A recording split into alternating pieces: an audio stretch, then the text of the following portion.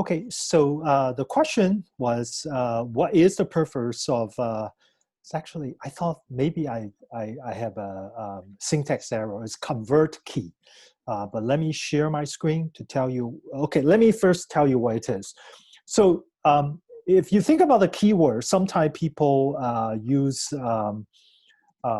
different kind of spelling or use a special character, or somebody use lowercase, a mix of lowercase and uppercase, which sometimes it confuses a lot of things. So convert key, the purpose of that is convert whatever key you have is from the uppercase. If you have any uppercase, it will convert it to lowercase. It will also check whether you have any kind of special character that shouldn't be in the keyword. So if there is anything that's actually shouldn't be there, it will be removed. For example, if you have a question mark, I think question mark will be eliminated as well. If you have a question mark inside the keyword, it will actually take that question mark away and then just concatenate everything together. Basically, the keyword can only be, let me actually show you the code so we can see what it actually does. Okay, I assume you can see my screen now. Let me.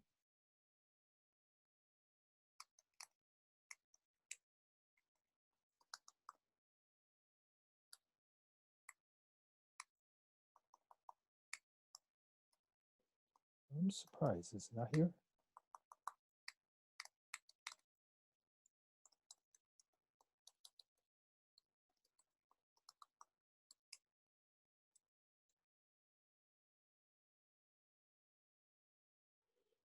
Wow, I must have a spelling error somewhere. It should be in post.cpp.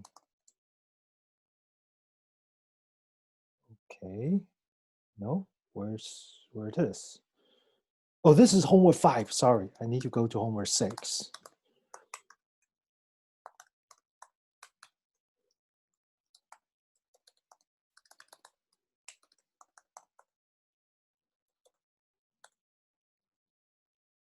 That's odd. Oh, that's why I was helping one student to debug. That's why it's in a different directory. Okay.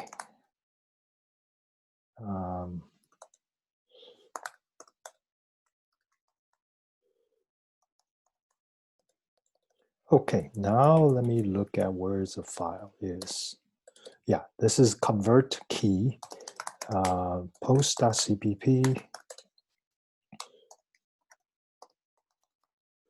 Okay, so inside here you can see that I'm actually, okay, sorry, you cannot have space, but this is the things I have is I actually make sure your first character of your keyword, it must be A to Z, and also you could have a underscore. So this is equivalent to your variable name that you can define. For keyword, that the first character has to be A to Z and A to Z. And then I basically check every single character. It can only be either is uppercase, lowercase, or a number, or it could be this character. So if this character, you can always include it. So sorry, question mark is actually a valid part of the valid keyword. Okay, you can have any of this. So for example, if you have a hashtag, then the first character cannot be pound, but the rest could be pound as well. Okay, so basically you can see that I will check this. If it's only follow this character, then I transfer that to a lowercase. I use this function to lower and then save it on the cbuff. So cbuff is basically the converted key that I'm going to use to store a file. Okay, I mean, part of the purpose is that if somebody actually say donut with capital D and the lowercase donut, then I will map them to the same key, essentially. Just, you can think about this as just convert all the uppercase to lowercase, all right? Is that okay? And do I need to answer any of the question related to convertKey? Okay, I'm going to stop recording here. I will publish this after the class. Professor, I also have a quick question about one of the functions that you've implemented. Okay, go ahead. So what's the difference between my file to JSON and my file to string? I can remember that is that I think my file to string is just convert the file, read the whole thing in as a one big array of character.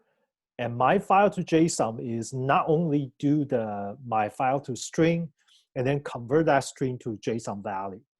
JSON object, okay. Yeah, so let me show you. You said my file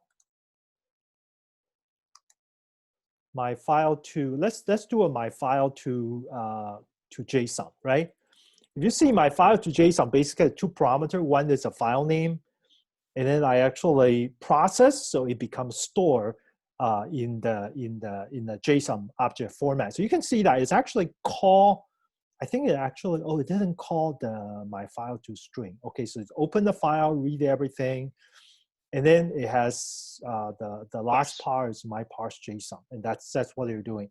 I think my file to string maybe just stop here. Let me see what it is. What is my file to string? I haven't used this for a while. Yeah, it's just handling the string. So in fact, I think what I should have done is that my file to JSON should call my file to string and then do a parse. It should be just like that. Okay. Okay. So this particle should be optimized. If you look at this particle, it's actually the same. I mean, programming is always the same, right? We did the same thing again and again. We should consolidate into a function format. So that particle is exactly like this particle here. Okay. All right. Any other question about the function in the define in post.cpp? And I have one final question, if you don't mind. Of course. Go ahead, Saeed. Okay. What is the purpose of history in the homework 6? Did I still have history somewhere? I think you have produce error JSON, and this has a history size for the server. Okay, I probably forgot to remove that. Okay, so let me tell you what history is. I didn't ask you to do history for homework assignment number 6, but just tell you that what is the history is trying to capture. So if you think about a Facebook or Twitter, okay, if you think about a Facebook or Twitter, you can see that somebody make a comment, somebody make a like, or somebody make a reaction, that this has been recorded in the post JSON because your VSID is there, right? So what history is trying to capture is that, okay, I might not put a comment, or I might not have insert a reaction, but I actually use a search. I actually search this particular post. So essentially, when you search something and you actually receive those posts, whenever you search, then your VSID will insert it to the history to say that, okay, at this time, you actually search this, you download this. So this, by the way, this is totally a big story about the privacy. Essentially, what we have done from homework 4, 5, 6, this is an interesting issue for you to think about privacy. Because whatever you're doing, your reaction, your comment, it's being tracked. In fact, not only that, there is a history perspective. Whenever you go to Google, you actually access a keyword about content. Or when you use a Facebook, even you didn't react, but say you scroll your smartphone, you actually go a little bit slower. And that information has been recorded somewhere in the system, so people can use that information to give you a very high precision advertisement, for example.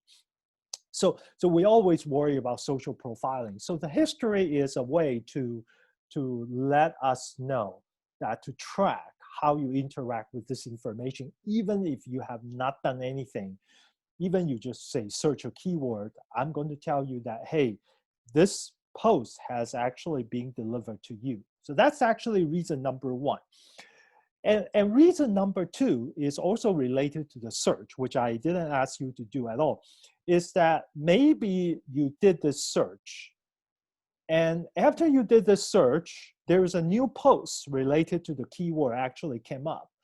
So the thing is that the system need to actually track which posts you have received and which posts you haven't received. So history information is also there for you to actually did the analysis. Let me actually show you very quickly about the code I actually removed from the reference implementation, because this is really related to the history. Let me see, it should be in transaction. So you never actually need to worry about transaction, but inside the transaction, there is a history, right? Wait a minute, where's my history? Grab -I history star.h. Okay, it's in, wait a minute. Okay, sorry, history is actually a transaction. It's on post.h. Okay, it's basically history is anytime you access something, there's a transaction. But if you take a look at the transaction, so I was right, it's in the transaction, but I didn't define. So you can actually take a look at the transaction that it has a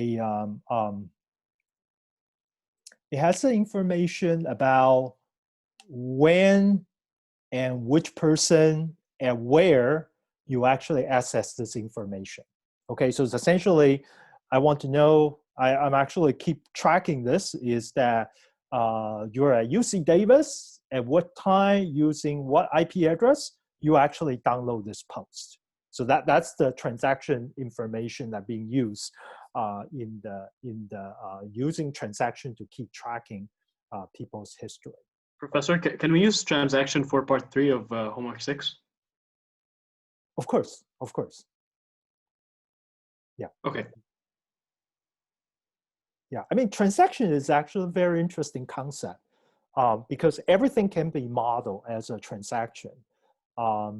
So with, I mean, it's supposed to be object-oriented, it's supposed to be reusable. So you define something, you try to find the one that's closest to what you really want to do, and then just use inheritance to extend it from there, and then you can quickly build up. So object-oriented, on one hand, is try to mimicking the real world scenario, but the other thing is very powerful about object-oriented is that it provides a structural way to help you to extend and reuse the code to quickly make the code you can run in a fast prototyping process in a really short time that you can get something to run. Okay. I mean, just be honest with you, as an example, when I built the first generation of smart fridge, means that the scenario I developed, I could demo is actually from Nugget Market to your home's smart fridge. I'm actually using transaction and using a person using a lot of this concept that's related to homework 3 to homework 5. And then I probably only spent 1 hour to actually develop the first scenario coding using that. I mean, of course, let me actually show you a little bit of the code about my smart fridge. For those of you who want to do smart fridge, I can give you this code. So I actually developed something called UC Davis. All right. So if you take a look at UC Davis, is actually, you can see that JV type, comment, core.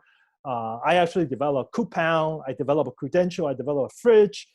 And the thing is, you can see that I have a YSD history, YSD merge, YSD parse, produce. This is all related to what you're doing with homework assignment number 3, 2, 4, 5, and 6 actually as well. So basically, I build the code very quickly from the transaction and core, and eventually this expand to really, really very complicated scenario very quickly. Okay. All right, any other question before we go to the breakout room? Professor? Yes, please. I just had a general question about the final project. I was wondering, would you consider like editing or maybe like somehow helping us out with that? Because I've talked to a lot of my classmates and everyone's like a little bit stressed about homework 6 and final project, both, you know, having to work on both of them at the same time. Okay, so okay, you should get your group me with me, and over there I want to say that yes, to simultaneously working on two things could be a lot of pressure, but homework 6, to be honest with you, has been make fairly friendly. It's not going to be a lot of coding involved. Okay, a lot of things has been somewhere hidden in the reference implementation. You just need to connect the dots together. For your final project, I don't know if your group has met with me yet, but I realize sometimes the student may be it might be better for each of you, your group, meet with me. I will help you to focus and get the most important things done, and then get the best credit that you can get. All right. So just make an appointment with me. Just email you to make an appointment for the final project? Yeah, the thing is that you can either email me. The best way, to be honest with you, to do the appointment is whenever I have an office hour or I have a class. Like yesterday, I was here until almost 7:30. After starting at around 5 o'clock, and then I think I helped about 6 or 7 groups just yesterday. Okay. So I mean that is the best way, because sometimes the scheduling is kind of hard, but the class time, everybody's there and I must be there. So after that, it is usually very, very much easier for you to do that. By the way, today I probably have to go 3 o'clock sharp, because I have a 2 meeting after this I need to attend. Very, very important meeting. So today I cannot do like what I did before. But tomorrow, definitely. In fact, tomorrow I might actually stay online a little bit before the class as well. Okay. Okay. Thank you. You're welcome. Okay. Any question relate to homework 6? Homework 6. Okay. I'm going to